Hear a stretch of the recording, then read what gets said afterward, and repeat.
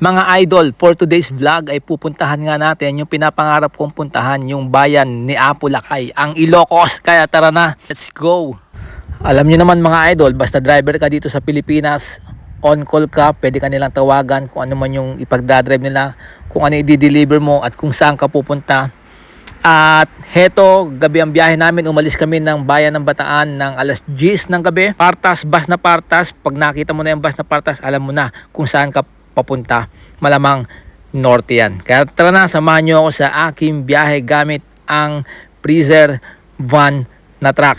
Alam nyo mga idol, ibang iba talaga yung biyahe kapag gabi. Unang-una, madilim pero mabilis lang ang biyahe. Kaya eto, nandito kami, stopover namin, La Union.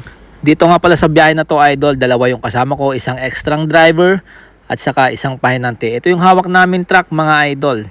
And this is our first stopover dito sa kainan dito sa La Union. Kasi nga nagutom kami syempre para makakain at makapagkape, may masmasan man lang sa sobrang long drive na pagmamaneho.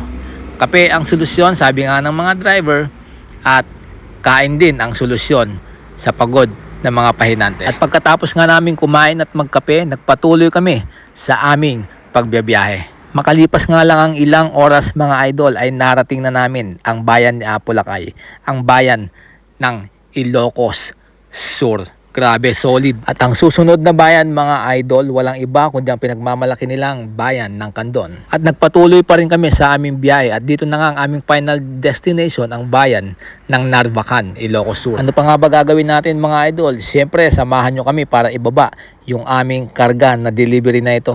Medyo madami-dami din ito mga idol, kaya tutok lang dito sa aking vlog kung paano namin i-unload itong aming mga produkto. Mga idol, pagkatapos ng 6 hanggang 7 oras na biyahe from Bataan to Ilocos, pahinga lang konti and then i-unload na namin ito lahat.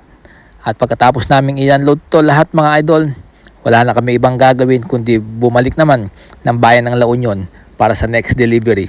At pagkatapos nito mga idol, siyempre magpapahinga lang tayo konti, kakain na naman tayo dahil nga gutom na tayo. Siyempre hindi natin pwede pabayaan yung sarili natin dahil nga nasa trucking company tayo, meron tayong tinatawag na food allowance. Ang tanong mga idol, bakit inuna namin ang Ilocos kaysa sa La Union? Kasi nga sa La Union, yung tindahan sa La Union ay sarado pa ng madaling araw. Halos alas 8 pa daw siya ng umaga magbubukas. At pagkatapos namin mag-unload dito sa La Union mga idol, syempre wala tayong gagawin kundi kakain na naman ng kanilang mga produkto gaya ng mga dinakdakan, pinakbet nga naimas. Alam nyo mga idol, sa totoo lang na-miss ko yung pinakbet, yung nagmamanti-mantika tapos merong pritong isda, di ba?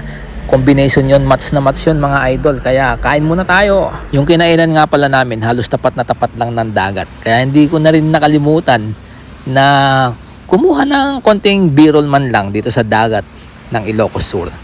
At sobrang ganda naman, hindi rin ako nabigo. Kaso nga lang, hindi kami makaligo dahil pagod na syempre.